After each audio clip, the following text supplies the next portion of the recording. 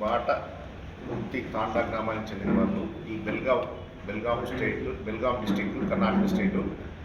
వీళ్ళిద్దరూ క్లాస్మేట్స్ అయ్యి లవ్ చేసుకొని వాళ్ళు అక్కడి నుంచి బతుకు తెరువు నిమిత్తము మన గుర్రంకొండకు వచ్చారు. గుర్రంకొండలో మర్రిపాడు గ్రామంలో హరికుమార్ గుప్తా అనే రైస్ మిల్లో కూలీకి చేరి వీళ్ళు ఇక్కడే ఉంటున్నారు. దాదాపు 1.5 సంవత్సరం నుంచి ఇక్కడే ఉంటున్నారు.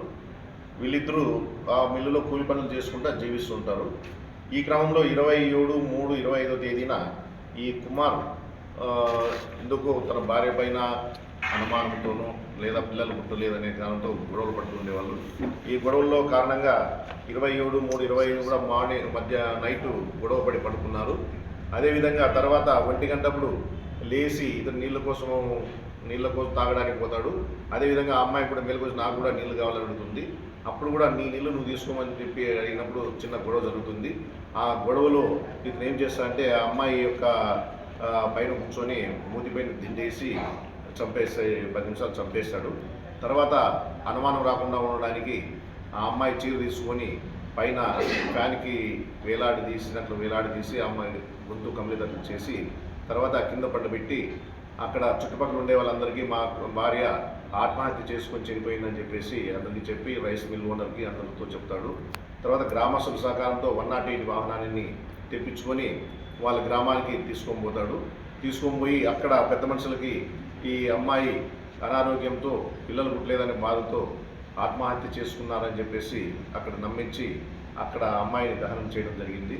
అయితే ఇతనిపైన అనుమానం వచ్చినటువంటి విఆర్ఓ గారు ఇతని కదలికలు తర్వాత జ్వరం చూసుకునే దాన్ని బట్టి అది ఆత్మహత్య కాదు హత్య అయి ఉంటుందని చెప్పేసి గ్రామంలో పుకార్లు రావడంతో తక్షణమే అన్నమయ్య జిల్లా ఎస్పీ గారు స్పందించి గుర్రంకొండ ఎస్ఐ గారిని తర్వాత వాయిల్పాడు సిఐ గారిని అప్రమత్తం చేసి దీనిపైన సమగ్ర విచారణ చేయమని ఆదేశించడంతో మన వాయిల్పాడు సిఐ ప్రసాద్ గారు, గుర్రంకొండ ఎస్ఐ మధు గారు వాళ్ళ బ్లూస్ టీంతో అవి జరిగిన ప్రదేశాన్ని క్షుణ్ణంగా పరిశీలించి అదేవిధంగా ఈ బెల్గాం జిల్లా బాటకుర్తి తాండాకు కూడా పోయి విచారించి బాడీ తీసుకుపోయిన వాళ్ళ యొక్క 108 డ్రైవర్లను కూడా క్షుణ్ణంగా విచారించడంలో ఈ హత్య ఉదంతం బయటకు వచ్చింది.